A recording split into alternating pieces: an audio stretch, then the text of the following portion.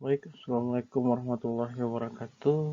Ketemu lagi dengan mata kuliah aerodinamika dan kendali terbang untuk mahasiswa program studi D3 AMTO dan D3 reguler angkatan 2021. Baik, sebelumnya kita sudah membahas mengenai elevation of stall atau pengurangan uh, dari sebuah kondisi di mana aliran udara itu sudah berpisah, di mana kondisinya sudah melewati coefficient lift maksimum dan sudut kritikal dari sebuah airfoil. Dan juga kita sudah membahas berbagai konfigurasi dari sayap, bagaimana perilaku sayap atau aspek rasio dikaitkan dengan stall yang terjadi pada sebuah sayap. Oke, sekarang kita lanjut ke bagaimana kita berbicara mengenai komponen penambah gaya angkat atau high lift devices. Ada beberapa komponen yang akan kita diskusikan di slide ini. Kita masuk ke slide kedua ya. Oke.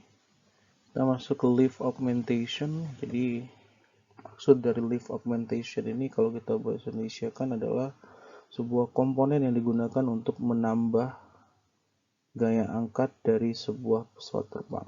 Nah, komponen ini sering disebut dengan high lift devices atau komponen penambah gaya angkat, di mana keterkaitannya itu dihubungkan terhadap sayap pesawat terbang yang digunakan untuk mengurangi jarak yang dibutuhkan pada saat take off dan landing.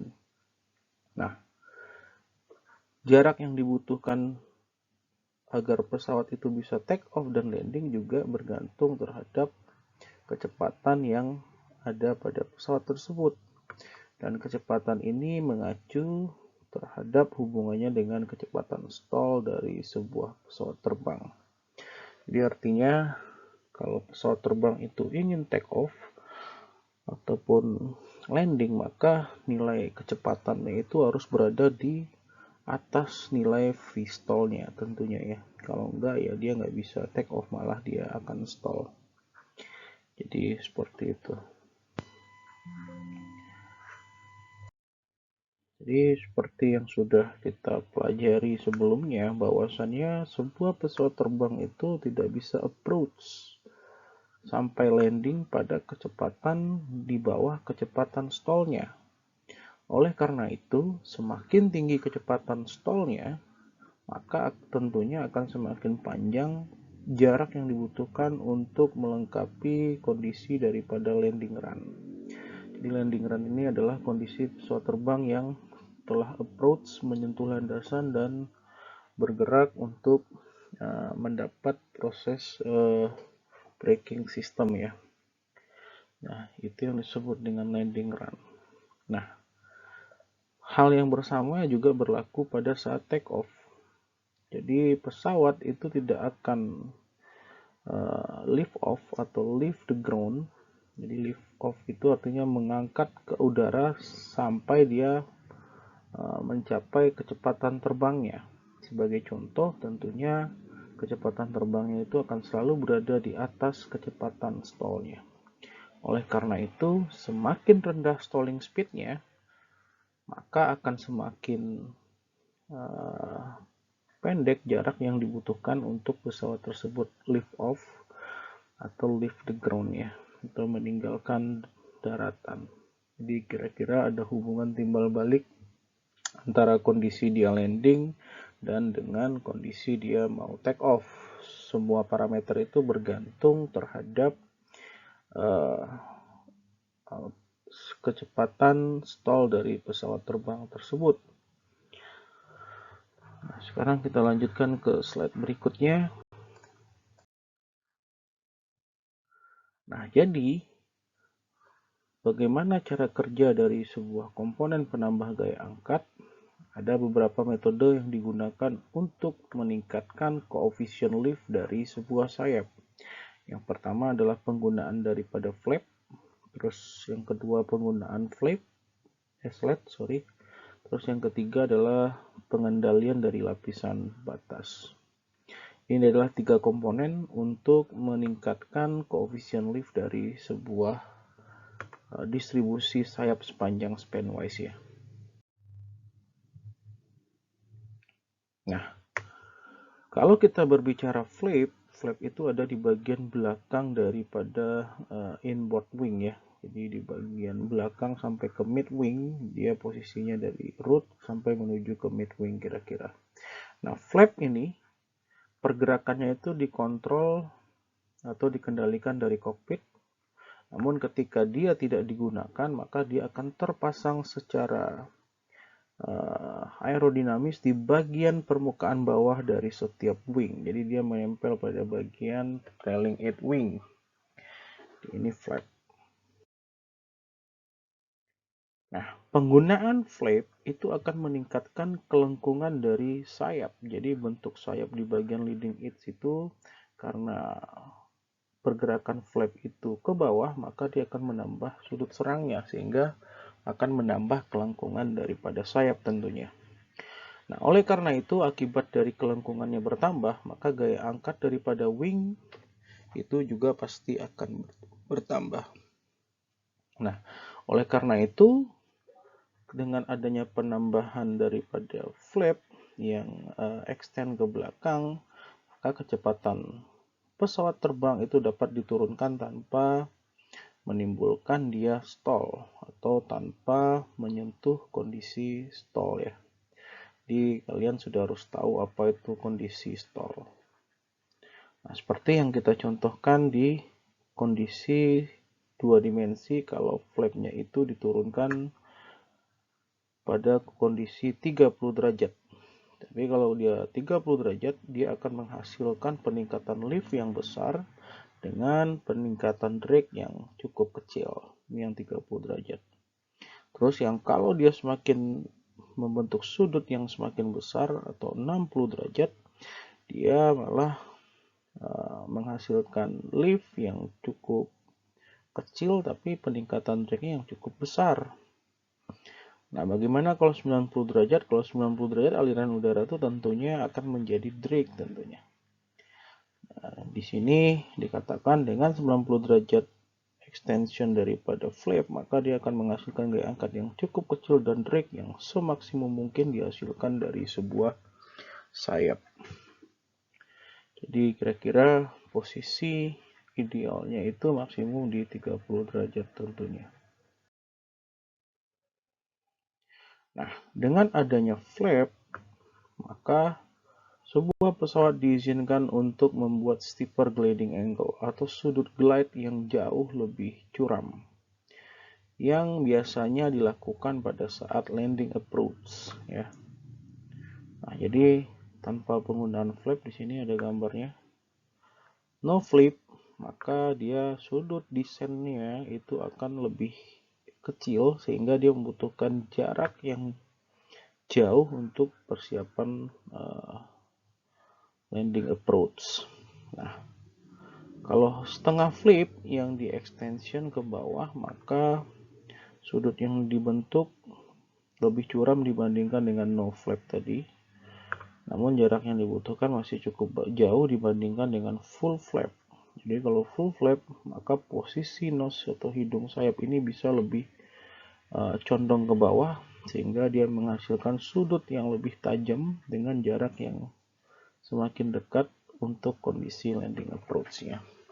Ini berkaitan dengan peningkatan daripada sudut flap ini, maka dia agar dia tidak stall, maka hidungnya juga akan ditundukkan sedikit agar dia tidak mencapai ke batas kondisi CL maksimum dan critical angle-nya.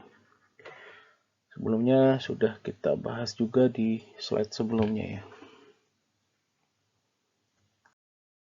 Oke, kita lanjutkan lagi. Jadi flap ini adalah komponen utama yang digunakan pada saat take off dan landing. Take off posisinya seperti ini ya, kondisinya memang agak turun tapi tidak terlalu turun. Namun pada saat landing dia sudutnya full extension ke bawah.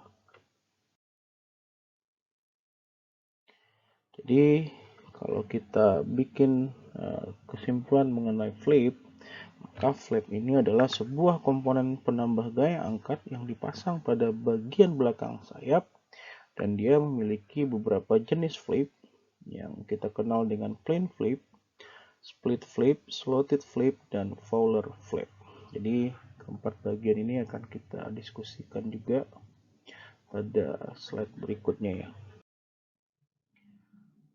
Nah, kalau kita berbicara plain flip, ini adalah sebuah konfigurasi bagian airfoil yang bergerak ke bawah mulai dari trailing edge atau bagian belakang daripada sayap. Jadi plain flap itu bentuknya seperti ini. Jadi ketika kondisi pesawat itu terbang pada cruising, pada level cruising, maka flap itu akan sejajar dengan bagian trailing edge sayap. Tapi kalau dia pada saat descent atau kondisi membutuhkan landing approach, biasanya plain flap-nya ini akan benar-benar menunjukkan defleksi yang maksimum untuk menghasilkan gaya angkat akibat dari kecepatan pesawat tersebut mendekati kecepatan stallnya. Jadi demikian ya. Oke, kita lanjutkan lagi. Nah, ini yang kedua setelah plain flap adalah split flip. Jadi split flip ini adalah bagian permukaan flap yang berada di bagian lower surface dari sebuah wing. Jadi posisinya di bagian trailing edge. Nah, keuntungannya daripada split flip ini, dia menghasilkan penambahan kelengkungan pada bagian permukaan atas sayap, karena di sini dia menghasilkan, karena dia defleksi ke bawah di sini, sehingga menghasilkan chord line yang berbeda dengan yang sebelumnya. Namun pada saat yang bersamaan dia menghasilkan kelengkungan, dia juga bisa menghasilkan drag yang sebenarnya merugikan, tapi biasanya digunakan pada saat landing. Jadi ketika landing, dia berfungsi untuk membantu kinerja daripada braking system pesawat terbang tersebut. Jadi kayak gini ya. Jadi ini fully drop atau full extension ke bawah daripada split flap. Terus ada slotted flap. Jadi slotted flap ini biasanya terpasang pada pesawat-pesawat yang berukuran medium. Dia ada celah di sini. Secara aerodinamis sebenarnya ini menambah kekuatan aliran udara.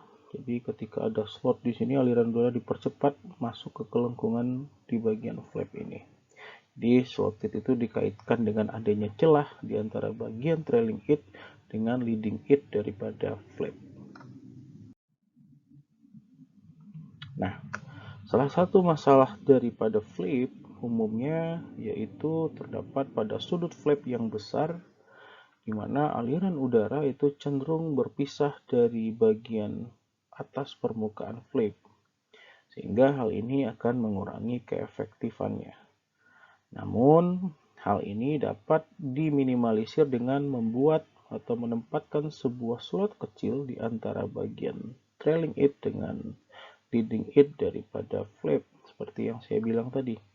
Dengan penambahan slot ini, maka energi aliran udara yang dari sini itu akan meningkat kecepatannya akibat dari kelengkungan yang dibentuk oleh airfoil di bagian flap ini yang bergerak ke arah bawah. Jadi dapat kelengkungan di sini, maka kecepatan akan meningkat di bagian atas daripada leading edge flap ini. Oke, jadi kira-kira seperti itu.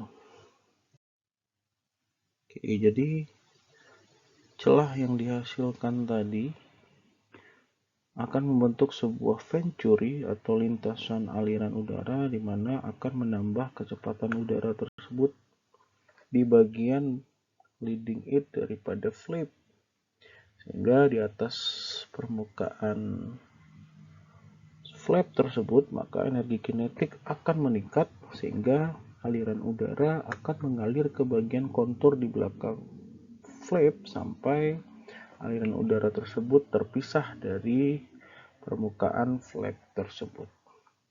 Jadi itu fungsinya slotted flap. untuk menambah energi kinetik.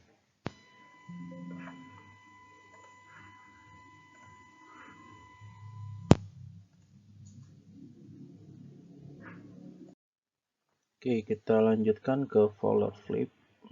Nah, kalau tadi slotted flip itu celahnya hanya satu, kalau Fowler flip itu celahnya makin banyak. Artinya adanya perbaikan aliran udara di bagian celah-celah daripada flap tersebut.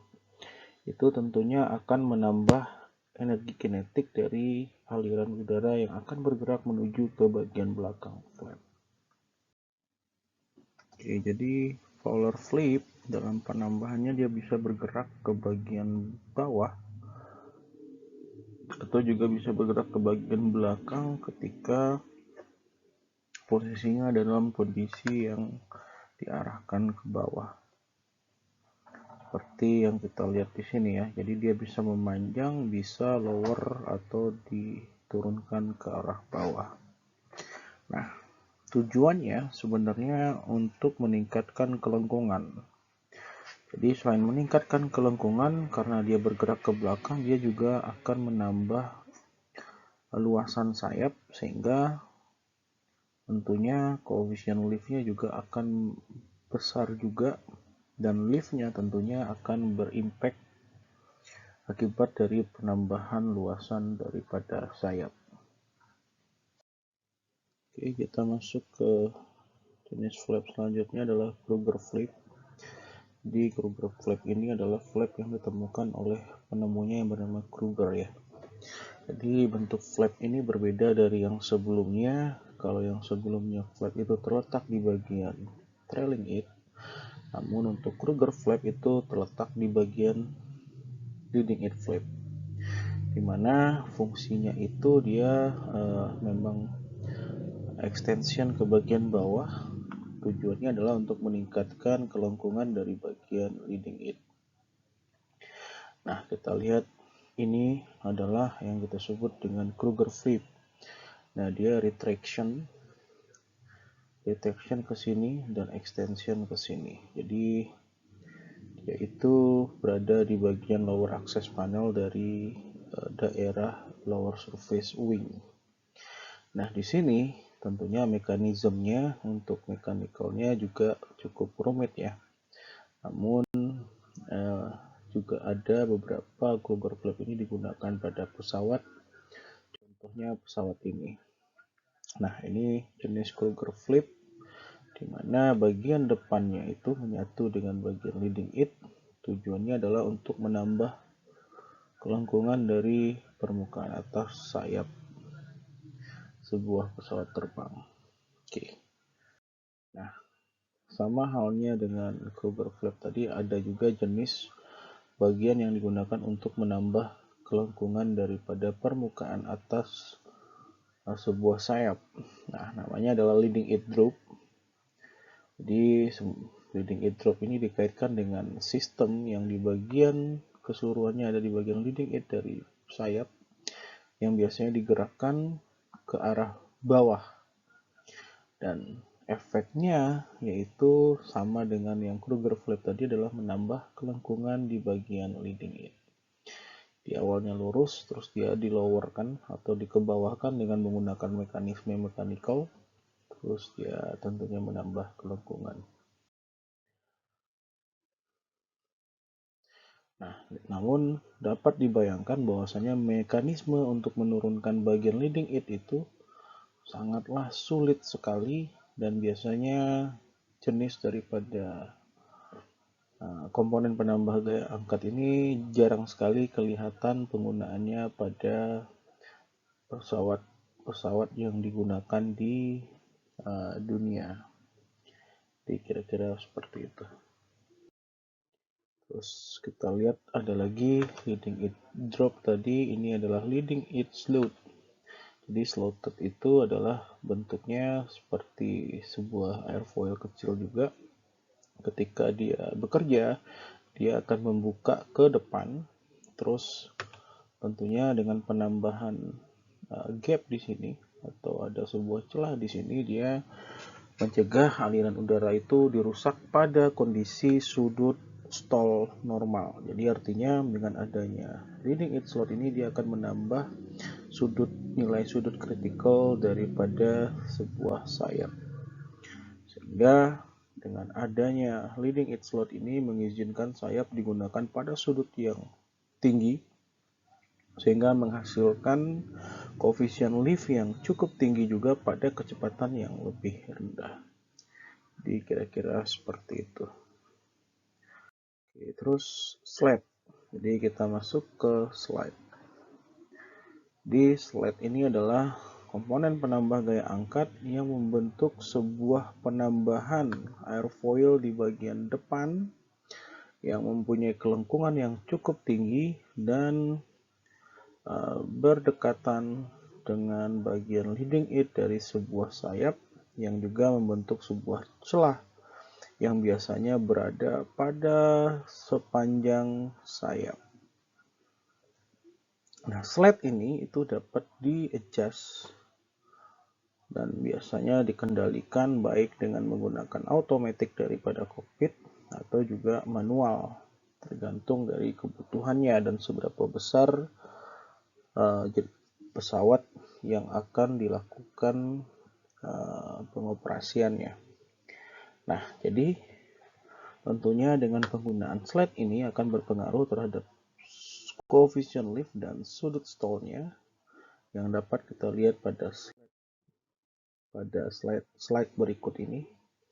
Ini adalah sudut serang, ini adalah koefisien lift. Tanpa slot dia akan menghasilkan koefisien lift yang jauh lebih rendah dan sudut serang yang cukup kecil dibandingkan dengan dia menggunakan slot yang terbuka. Dia akan menghasilkan koefisien lift maksimum dan sudut serang yang jauh lebih besar. Jadi kalau kita rangkum maka bentuknya seperti ini. Jadi kalau wing plus flap saja dia akan menghasilkan penambahan koefisien lift, tapi tidak akan menambah sudut kritikalnya. Jadi kita lihat seperti ini, kira-kira di bentangan sekitar 17 derajat ya.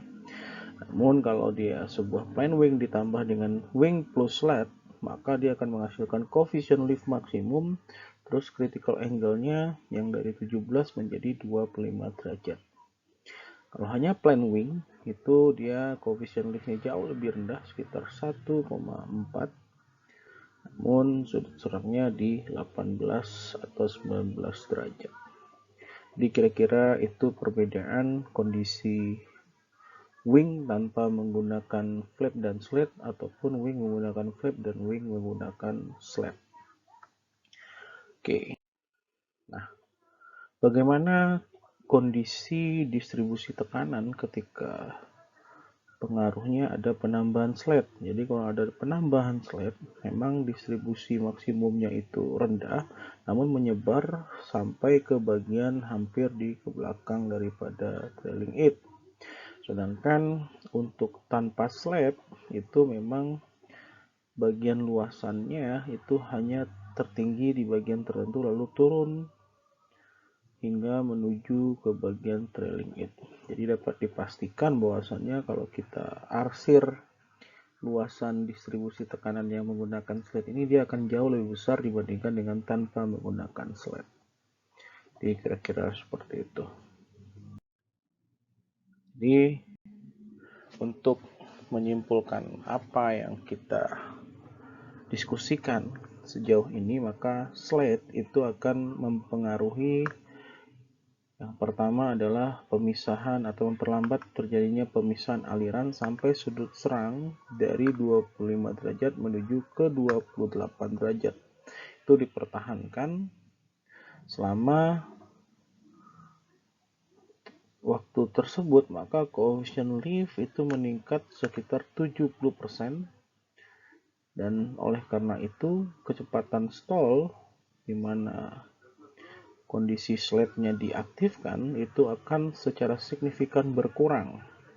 Sebagai contoh, jika unslated wing atau wing tanpa menggunakan slate itu sudut stall 100 knot, maka ketika slate-nya itu dioperasikan itu kecepatan stallnya akan berkurang menjadi 80 knot. Jadi perhitungan eksaknya dari pengurangan itu memang bergantung dari panjang leading edge yang di cover oleh sled dan tentunya chord daripada sled. Jadi kira-kira itu pengaruh daripada hadirnya sled yang berada di bagian leading edge wing. Jadi dia akan mereduksi nilai daripada kecepatan stall. Oke, terus ada pengendalian daripada sled. Jadi sled ini digunakan hanya pada sudut serang yang sangat tinggi dan ada beberapa metode yang digunakan ketika sled itu berada pada bagian leading edge. Dan kalau digunakan pada kondisi normal, maka kehadiran daripada sled itu akan meningkatkan drag. Jadi dia sekali lagi digunakan hanya pada sudut serang yang besar. Nah, jika sled tersebut kecil, maka drag dapat diabaikan dan biasanya konfigurasi daripada sled itu fix atau tidak otomatis ya, jadi dia digerakkan secara manual. Nah, bagaimana kalau yang slednya ukuran besar? Nah, kalau sled ukuran besar biasanya dia menggunakan sistem automatic. Biasanya digerakkan secara mechanical, lalu penggeraknya itu digerakkan dengan menggunakan hidrolik, yang mana pemilihannya biasanya disesuaikan dengan pemilihan flip. Jadi antara sled dan flip itu biasanya secara mechanical dia terhubung. Nah, biasanya hubungannya sled akan extension sebelum flip dan sebelum mencapai kecepatan yang digunakan untuk approach dan landing. Jadi biasanya kalau pada kondisi landing itu biasanya yang dikeluarkan extension dulu sled baru flap. Tujuannya adalah memang untuk menambah koefisien lift yang maksimum agar tidak menempatkan kecepatan pesawat ada di kondisi stall. Nah, perbedaan yang kebalikannya itu terjadi pada saat take off. Jadi ketika sled memang benar-benar di extend ke bawah, setelah flip itu dinaikkan ke atas. Tentunya pada kecepatan indikator airspeed yang sesuai dengan konfigurasi pesawat tersebut. Nah, ini kita lihat kondisi slednya ketika close dan kondisi slednya ketika open. Jadi penggunaan sled itu hanya pada sudut serang yang besar. Oke, kita masuk ke boundary layer. Nah, jadi sebelumnya kita sudah membahas mengenai apa itu boundary layer ya. Di boundary layer itu adalah daerah aliran di mana kecepatan udara itu lebih kecil sebesar 99% dari aliran udara bebas. Dan biasanya dia terbagi atau terbentuk menjadi dua bagian, ada yang laminar dan ada yang turbulen.